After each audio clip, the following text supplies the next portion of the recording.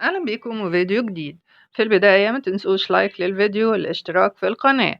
احتفلت الفنانة إلهام شاهين بعيد ميلادها ال63، حيث أنها من مواليد 3 يناير 1961 في حفل بسيط اقتصر على أفراد أسرتها فقط.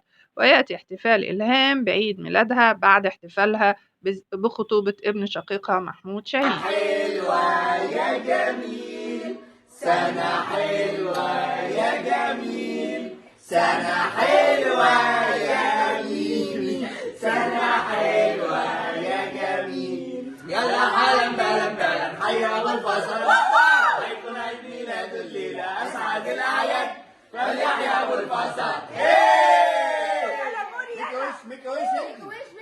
يا رب يخليكوا ليا ويسعدكوا ويفرحني بيكم كلكم.